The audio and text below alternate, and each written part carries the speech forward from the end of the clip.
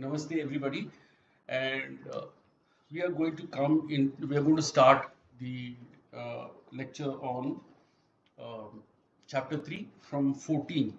Now, chapter 3, 14 verse is confusing me also. I'm going to be very honest. From food comes being, from rain comes production of food, from sacrifice comes rain. Sacrifice is the source of karma. Now, I've got absolutely no problems with the sacrifice is the source of karma, but I'm having a lot of difficulty uh, in understanding the metaphor. From food comes beings, from rain comes production of food, from sacrifice comes rain. Especially from sacrifice comes rain. It's a yajna, okay. But then the question is, where is the source of the yajna? Who is the sacrifice? Who's conducting the sacrifice? Who's making the sacrifice? So I'm having a problem with that particular phrase, and so I'm not going to. If somebody has an opinion, we can discuss it. Then 15. Know that action has risen from Brahma, who has risen from the imperishable. Therefore, one can establish the omnipresent Brahman is constantly present in sacrifice. Now, this I'm going to take it in some detail. Now, if we see the our system, we have Brahma, Vishnu, and Shiva. Now, most of the universe that we cognize is presented as the framework is Vishnu, and from the navel of Vishnu comes Brahma. So that means that the framework of dharma, or the framework of harmony, or the framework of existence, on that is where creation comes. So creation is essentially rajasic. The framework is sattvic. That is the harmony of the planets moving around the sun. Bhur Bhuva Swaha. That is, Bhu is the earth, Bhuvar is the atmosphere around the earth, and Swar is the solar system. So the thing is that there is a harmony. So, and the thing is that, and another thing is that the planets are all in a manner that there is an electromagnetic gravitational force that is impacting on the earth from each of these planets, which impacts each of us in its own way, so that we behave in a particular manner depending on the amount of electromagnetic force of each planet on us. So the question really is that, so the structure is provided by Vishnu, and from the navel of the structure comes the creation, the creative aspect, and that is rajasic. Rajasic means the brain is not used to create. It is a creation which is rajasic. So, like during a sexual act, the brain stops functioning. It is essentially creation. One is creating something. So Brahma by himself has no ability to provide direction or stability. The stability factor is provided by Vishnu. The knowledge element in creation is provided by Saraswati. So Saraswati, by virtue, because she is a 360-degree element, is considered feminine. Because the feminine element of creation is provided by Saraswati. The static element of just mere creation is the masculine element provided by Brahma. Similarly, the static element or the element of stability that is provided by Vishnu is a static element. The creative element of various iterative processes of creation in the same stability is provided by Lakshmi. So the feminine element of creation, of the stability element, of the sattvic element, is Lakshmi, and the other one, and the static element is Vishnu. So this seems to make sense to me. So So that action is risen from Brahma. Brahma is essentially creating. So Brahma has to sacrifice from within in order to create. But that creation, unless it is tempered by the feminine element of Saraswati, will not have the knowledge base or the kind of value addition that one would see in creation. And since the entire creation comes from within, so in the last class I was saying, first there is nothing, then there is an atemporal vibration, the spandana, and the Purusha comes out. Purusha says, the first thought is, who am I? But that who am I is cannot find any voice until it manifests. But in order to manifest, it has to sacrifice something at least. What is that sacrifice? It has to sacrifice itself, its fears, its inhibitions, and things like that. And then it has to manifest. This, very interestingly, if you will notice, suppose there is a deep desire or deep need to do something within us. At that time, we don't necessarily think of the consequences of our action. We just do it. From within, there is that need to get something done, and that drives us to doing something. And then we face the consequences of our action. In order to face when we face the consequences of our action, our speed of outward movement slows down, because we experience resistance. But whatever may be the case, the initial upsurge of creation comes when we have that need to manifest. That is Brahma. So the need to manifest is definitely something that comes from within. And in order to manifest, you have to overcome the internal resistance that we have to that manifestation. That sacrifice that we make in order to manifest is Adi Yajna. That is a sacrifice. The Adi Yajna is what Śrī Kṛṣṇa says he is in chapter 6. So obviously all sacrifice, that means Śrī Kṛṣṇa is present in all sacrifice. The entire manifestation, therefore, since it is coming from within, from the Brahman, from null, the primordial state of awareness, the prajñā, it comes from Purusha, it manifests as Purusha, and then it goes forward seeking approval. Because then there is a weave of when there's manifestation, obviously manifestation has to have Prakriti in it.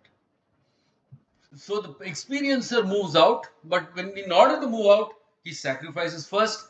Then from the sacrifice, there is the weave of Purusha and Prakriti, which forms the identity of overall asmita of the entity that is manifesting. So this seems to be pretty straightforward to me also. So the 15th is, therefore, he who is malicious and lives enjoying the delusional world of senses sets in motion this wheel that can only move forward. So there are two parts. Until we face resistance from somebody saying that this is a counter argument, like me and Meenu madam. So that kind of go backwards and forwards is important in order that there is value addition to a person moving forward. But if a person was to only move forward and not have any resistance to his or her way of thinking, then that person becomes delusional. For example, Adolf Hitler. It's definitely a reality that after the Treaty of Versailles, there was a problem in the German people. The German people were so badly knocked out that their sense of identity was seething, which uh, Hitler basically gave a face to, or an expression to. And that made the German people into something that they agreed with. And then they started moving forward without any resistance until they met a resistance which was so heavy that they were unable to resist and they imploded. So, similarly, for as long as you are moving forward without any resistance or without any awareness of what you are doing, you are always delusional. It is applicable to even us, each of us. And that is something that we need to be very, very aware of. So, the question here is, all of this is about an experiencer. There is a person who's experiencing happiness, sadness, frustration, growth, all of this. All this comes from Brahma. It's an experience which makes you happy, sad, the duality of existence. Now the question is, only the person, now I'm going to verse 17. Only the person who rejoices in the self is likely to find expression, satisfaction in the self. And only the human who stays in the self stays connected in any activity. Now, this particular verse is about making sure that when an activity is happening, you are watching the activity without getting disturbed by what is happening in the activity, the turbulence that is connected with the activity. Now, my question is, I mean, my assessment of this is that rejoicing in the self, here the self, as I see it, is the connection of the individual to the Brahman. That means the Brahman, instead of the Brahman being the observer, the Brahman becomes the participant. That is, it is happening, but the person's awareness of the Brahman is not receding.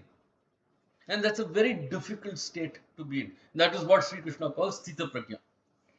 And I would like to pause on the on this note and have a discussion, because I think it's important that we have some cross views. Otherwise, it will always be one person talking and the other person's listening, and not really increasing or engaging with this particular way of thinking. So, can we have a discussion, please?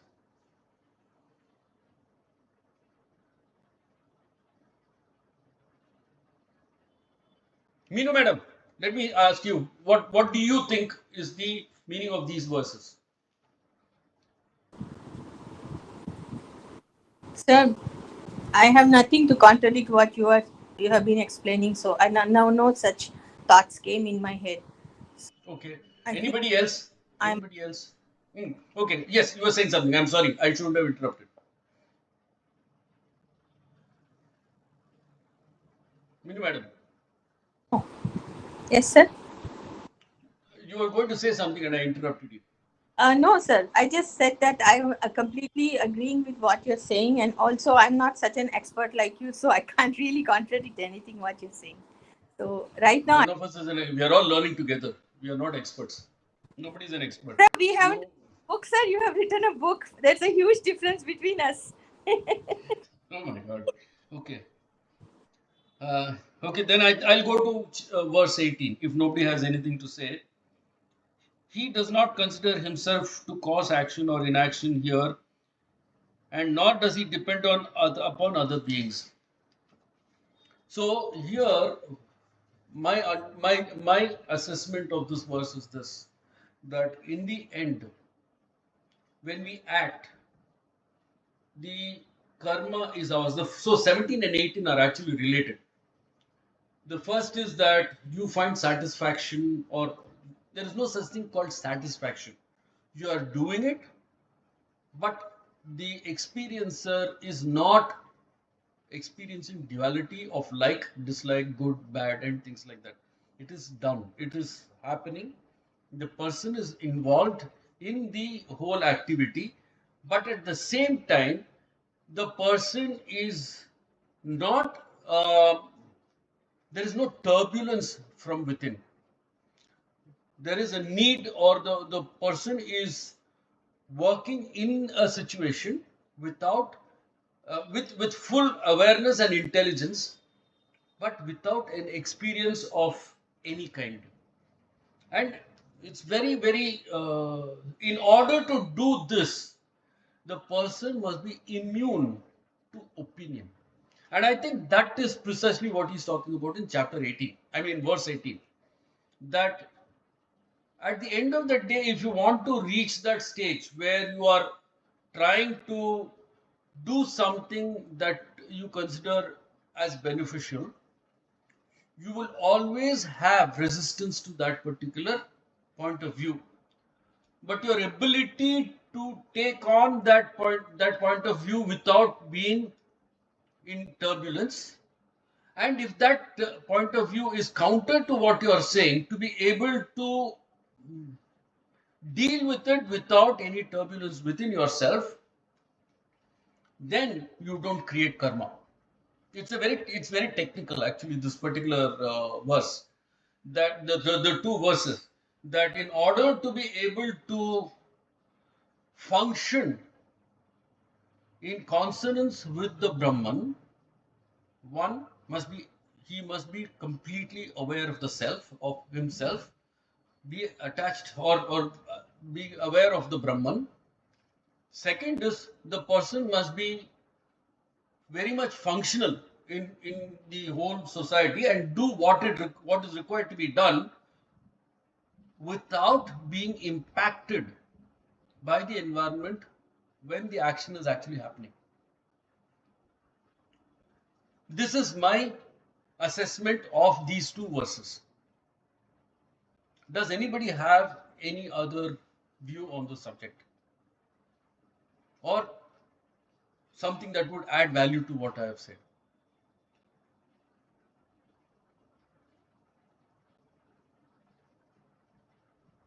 Okay. So I'm going to check 19. So what he's saying here is, therefore, perform mandatory activities without attachment. Here he's Sir, talking can I about ask a question? Yes, please, sir. Sir, in that verse 18, it is told that God does not require any of the activities of any people.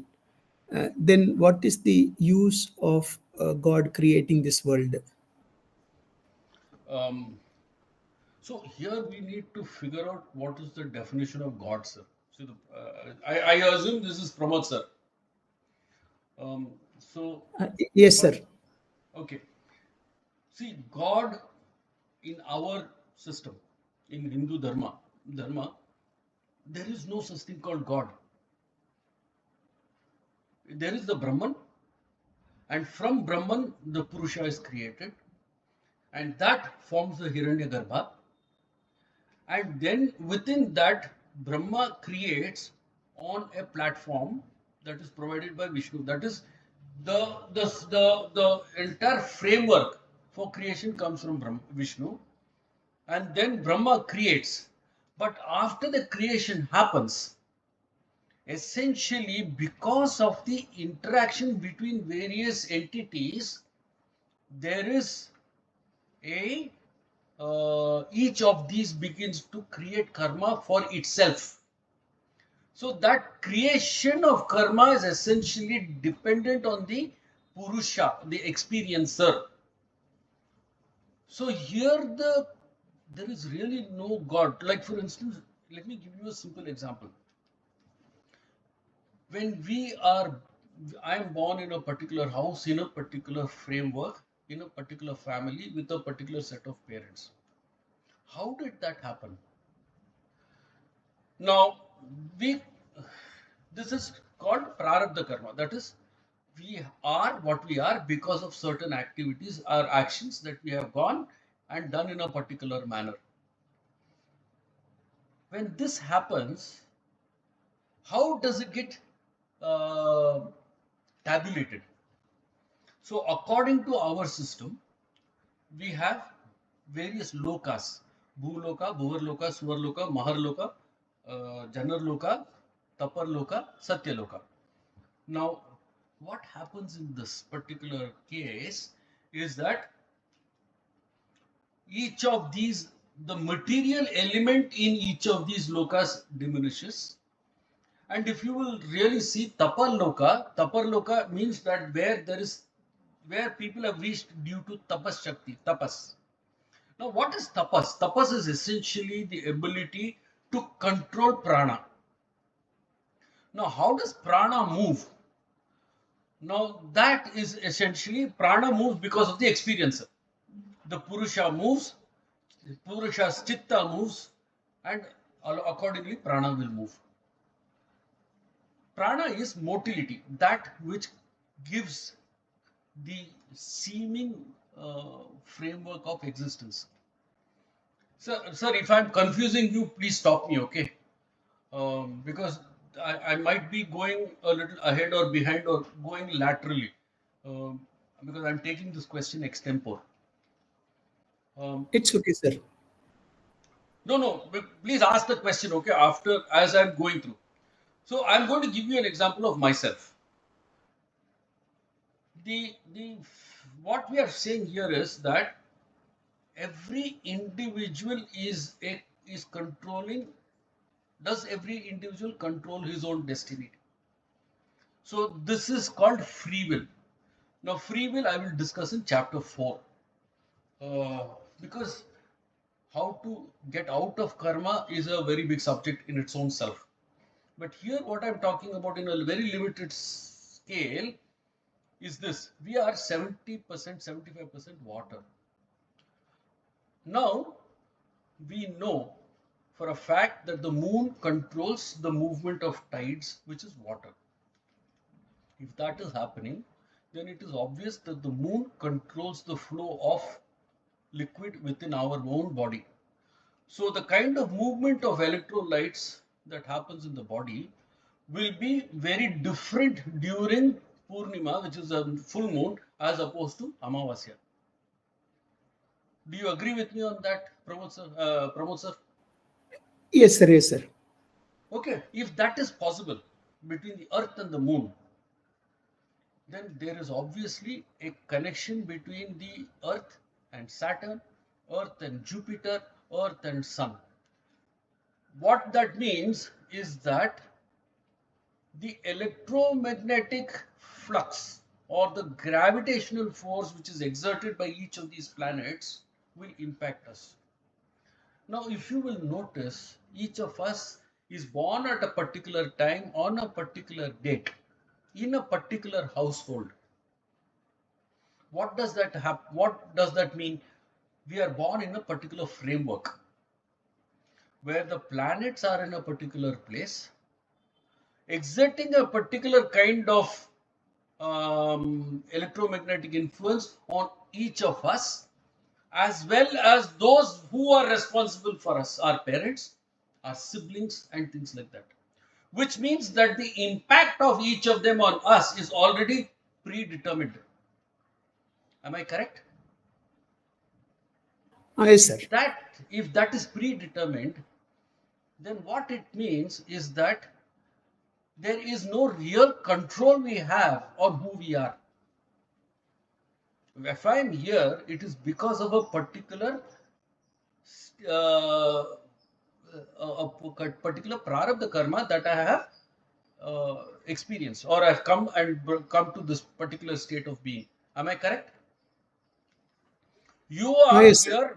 You are here for a particular reason, because of a particular reason. Otherwise, you and I will not have this connection. Do you agree with me?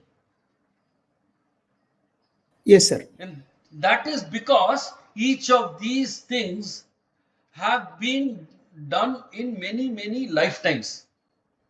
Because what happens is that we think that our life is only one particular aspect. But if you take the law of karma, where you and I, we've had debts, we've created debts, and we've resolved debts, we reconciled debts. When that happens, then what happens? If you agree with all of that, then the question of God creating you does not exist.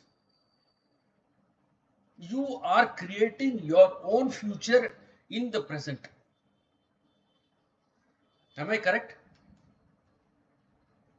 Yes, sir. So if that is the case, then what Śrī Kṛṣṇa is saying is making a lot of sense.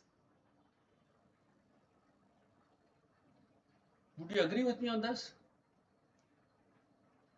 That if you are performing activity, first of all, you are accept that my cognitive state from null is the one that creates everything else, and I have to sacrifice in order to do something. But if I then get attached to the action myself, that I am the doer, then you are creating karma. But if I say I'm doing it without the I being involved or being aware of the Brahman, then there is really, the action is happening, but the experience is zero. The person is removed from the problem. The personality does not exist. At the same time, the person is not getting affected by feedback from the environment. And lastly, the person is performing mandatory action without any attachment. Attachment is what? Attachment to outcome, attachment to the person, attachment to anything in the external environment or even the internal environment. It is being done, it is happening. That is the way the person approaches the work. So that in essence is what my reading of the Srimad Bhagavad Gita is. Have I answered your question, sir? Yes, sir. Sir, one more question I wanted to ask is, sir, you're talking about this, finally, about the state of self-realization. So, from this yoga, how do we reach that stage, or when shall we know that we have reached that stage? So the first thing is that who is the person who's trying to reach that stage?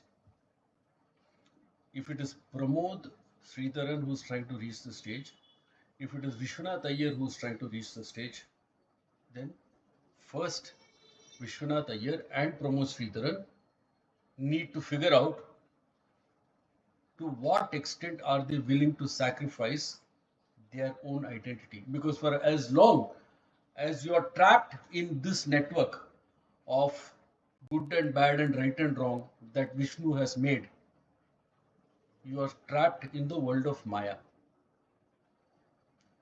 If you're trapped in the world of Maya, you cannot leave the world of Maya. So you have to release yourself from the world of Maya in a very systematic manner. There are, of course, a few people like Ramana Maharishi and Chandrasekhar Saraswati and some of the gurus from Sringeri Mutt and things like that who have been able to do it very easily. But most of us who are following the various ashramas have to work hard to try and get to that point. The entire activity is essentially destruction of the identity of who we came as. Vishwanath Iyer and Pramod Sridharan have to die as identities, and they have to survive as mirrors of the Brahman, as basically people who are aware and residing in the Brahman. And that is what these three verses are saying. Am I getting across, sir? Yes, That sir. is the summit. That is the sum and substance. Now, how we do it, I have already explained in various classes, and we can go through that once again also if you wish to. Okay, sir. Thanks. Don't accept, say, okay, because you have, you wish, if you have not understood, ask a question. At the end of the day, we need to, that, each of us has to know that the route to the Brahman is individuals. Each of us has to progress in that direction. The moksha comes individually for each of us. in an individual manner. Am I answering your question? Yes, sir. Sir, one more question. Sir, how to Yes. kill that identity? The basic, the fundamental way of doing it, the easiest way. So that's what yoga is. Okay, yoga is essentially destruction of the identity. So what we are doing now is karma yoga. We will progress into jnana yoga, dhyana yoga. Then we go into so jnana, we'll go into jnana. Jnana is more difficult. That is what Śrī Kṛṣṇa says. So then we do karma, then we do various other, I mean, like jnana yoga, then bhakti yoga. Bhakti yoga is a very big thing. And then we have hatha yoga and raja yoga. So various types of yogas which we have are essentially one part. We can also use mauna, silence. Because what happens in silence is all you're basically letting go the various material aspects of Maya. And that we have already covered in one of two classes. We have covered that. I request you to please go through those two lectures, and then if you have doubts, you please put it on the group and I will take it in the next class. Can you do that? Yes, sir. I'll go through it. Okay. Lalita madam, yes madam, please. Lalita madam. Oh, sorry. I didn't realize I had not unmuted. No, I just noticed the time. I think your time is up. Class time is up. So maybe I'll talk next time. No, please. We will close at 4:30. Okay. All right. This was that. I just wanted to know whether this understanding is also correct. I heard you telling about God and all that, but isn't God or Ishvara or whatever name we give is the Brahman, Parabrahman with Maya is Ishvaran, that is God. And Parabrahman, Ishvara, and ourselves are all one aspect or the other. We are maybe the percentage, actually we are same, but we don't realize it. So, and with Maya, Parabrahman is without Maya. So, Parabrahman with Maya is Ishvara, God.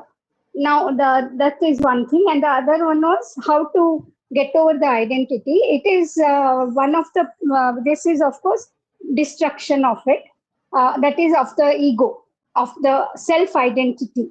The other way perhaps of putting it, the way I understand and which appeals to me perhaps because I've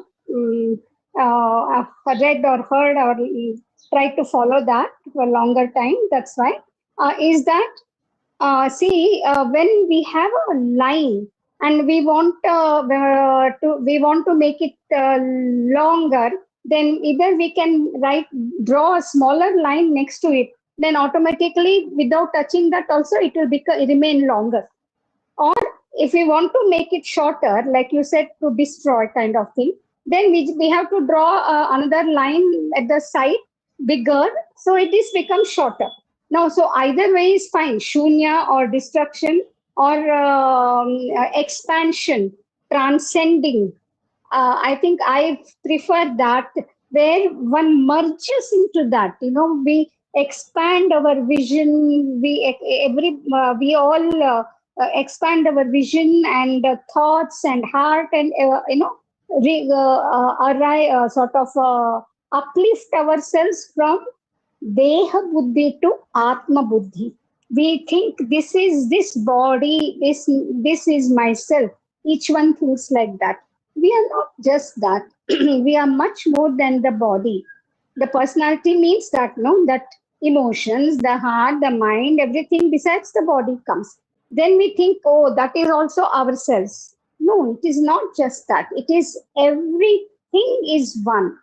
So when we look at it from a vast samadrishti, I think automatically it is much easier for the self-identity to transcend or to dissolve itself into the the grandeur, the expanse. In other words, we can say that is a destruction of the self identity. That is also a way of putting it. But when we listen to it, for me at least, I Fair feel enough. that enlargement, like the other day I was telling you, for me, I agree with you.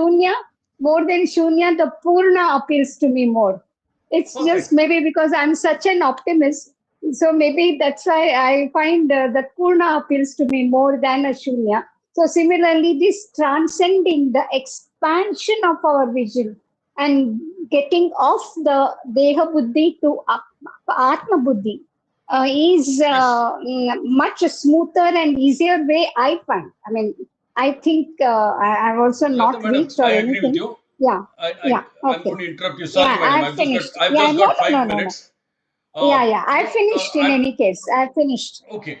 Yeah, The thank latter you. part, I have got no problems. I'm completely in consonance with you, and I agree with what you're saying. It can be either merger in the going towards zero or going towards infinity. Both are fine. My where I have a small problem I also don't have any problem with you saying that Ishvara is Brahman plus Maya, but equating that to God is where I have a Okay. problem, because God essentially is Abrahamic, and in Abrahamics, God is the creator, the preserver, and the destroyer Yes. of all creation. So the Yes. thing is that God has got an implicit control over everything you do. Also, when you die, God Yeah. decides what happens to you, which is very different from this system. Yeah. So Yeah. That's true. That's true. that is why I don't use the word God, because Yeah. God Fair enough. Right. Yeah. in Understood. the Abrahamic thing is the actual doer. He is like a puppet who drives every individual. So the thing is that God has decided that I must be born here. God has decided that I must talk to you that way, which is Yeah. Yeah. very different from the way. Which is not. Yeah. Correct. Absolutely So correct. Yes. so I don't use the Yeah. word Yeah. God. Okay. That's the Okay. only Got it. the very limited dissonance I have with what you are saying. Otherwise, Yeah, I have got no fair enough, dissonance with sir. what you are Thank saying. you. Thank you. I totally agree. Yeah, because God has such a different connotation in our, it has had for all these many years that, Yeah, yeah, correct. It's easy to go a different way. Correct. because we have Thank got you, so sir. much influence of the Abrahamic Yes, influence, yes, we yes. continue to think that way. Okay, now Yeah, last yeah, question, yeah. Meenu Okay, madam, thank you. quick, because we have to close down. Sir, in Bhagavad Gita, I think somewhere Krishna says that not even a leaf will move without my intention or something like that. So then in what way is that different from what we were saying, that God controls everything for the Abrahamics? And here also, even one leaf won't move without his wish. Perfect, excellent question. This is my So doubt only, so I'm asking. no. So let's look at who Krishna is. Krishna is Adi Yajna. Without sacrifice, nothing can come, nothing can happen. So Krishna is in the sacrifice, but the doer is you. Because he himself very clearly says, "You are the doer. I am not going to take your karma." So here there is a very big difference. Is it He contradicting? is saying, hmm? Is it contradiction? Absolutely, it's completely different. Then how Krishna to says, understand this? I am in every sacrifice. He says, I am Adi Yajna, I am the sacrifice. When you sacrifice something, there is Krishna in it. Okay. When I am creating a class, I'm saying, I'm giving a class. When I'm talking about something, I'm sacrificing my time, effort, everything, and that is Sri Krishna. Okay, but the doer is I, is Vishwanath Iyer. It's not Sri Krishna. There's a very big difference. In Abrahamic faiths, God is the one who's doing everything. He's the one who's making me talk. Here it's not the case. Vishwanath Iyer is the one who's talking. For as long as Vishwanath Iyer thinks he is talking, then that becomes the problem for Vishwanath Iyer. The day Vishwanath Iyer says it is happening and stops getting hassled by the outcome or getting impacted by the what feedback Minu Madam or anybody says, then there is no other, then there is no God in this. There's only Vishwanath Iyer is there. It's Vishwanath Iyer's problem.